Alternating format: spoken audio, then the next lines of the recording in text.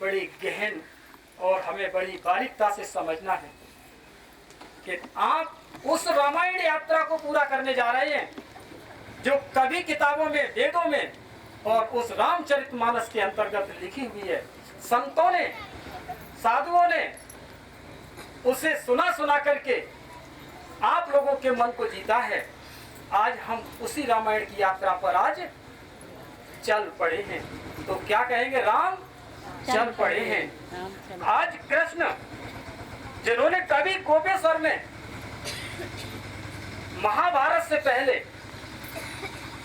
जब युद्ध होने जा रहा था तो पांडवों को लेकर के इसी गोपेश्वर पर फूल और जल अर्पण किए थे और कहा, हे सर्वेश्वर, इस महायुद्ध में आप सभी को विजयी, धर्म की जो आधारशिला रखी गई थी उस धर्म युद्ध में जो विजय होने का आशीर्वाद इन पांडवों को भी दे। आज वही शिवलिंग की यात्रा आप स्वयं लेकर के चल पड़े हैं। बात समझ में आ रही है? वो चित्रों में लिखी थी, अक्षरों में लिखी थी और चित्रों में छपी थी। आज उस कहानी को आज हम सभी बाबा के बच्चे ले चल पड़े हैं। देख रहे हैं वो शिवलिंग पर, जहां राम ने, जहां कृष्ण ने, वहां शंकर जी ने उस कैलाश पर्वत पर शिवलिंग को सामने रख करके अथाह तपस्या की थी। इन तीनों सारी महाशक्तियों ने किसकी पूजा की थी? शिवलिंग। आज शिवलिंग की पूजा की थी। तो आज शिवरात्रि है या शंकर की रात्रि है? शिव की रात्रि। आज शिवरात्रि है, शंकर की रात्रि नहीं।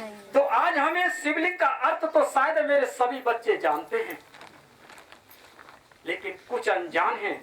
तो उन्हें 3 मिनट के बाद आगे चलते हैं और ये कहते हुए कि आखिर में शिवलिंग पर ऐसा क्या था? केवल 3 ही तो चित्र थे, केवल 3 लाइनें हैं उस शिवलिंग के ऊपर। यही है 3। इस पर 4 नहीं बनाई, इस पर 5 नहीं बनाई, इस पर 3 ही लाइन बनाई और केवल एक ही बिंदी को लगाया। इस पर 3 बिंदी क्यों नहीं लगाई? इसका बड़ा गहरा रहस्य आज स्वयं, आज वही है, उसी ने आकर के इस परम रहस्य को बताया कि इस पर लगी हुई 3 बिंदी का मतलब ही है, एक बिंदी का मतलब है कि इसमें त्रिपिंड है। ये जो हमारे संत, महात्मा, साधु, सन्यासी ये त्रिपिंड लगाते हैं इस पर। त्रिपिंड का मतलब है 3 पिंड।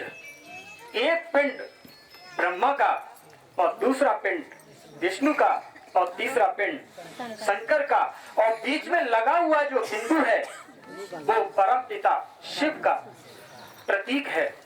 इसीलिए इसे शिव कहते हैं और शंकर अलग होते हैं।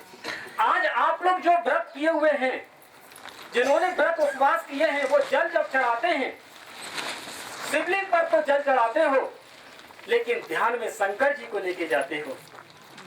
यही है ना? जल किस पर चढ़ाया है और ध्यान में किसको लेके गए? लेकिन इतना ध्यान नहीं दिया कि शंकर जी किसके ध्यान में बैठे हैं। इस परम रहस्य को बताने वाला वही बता सकता है जो उसने उसके साथ आत्मसात किया हो।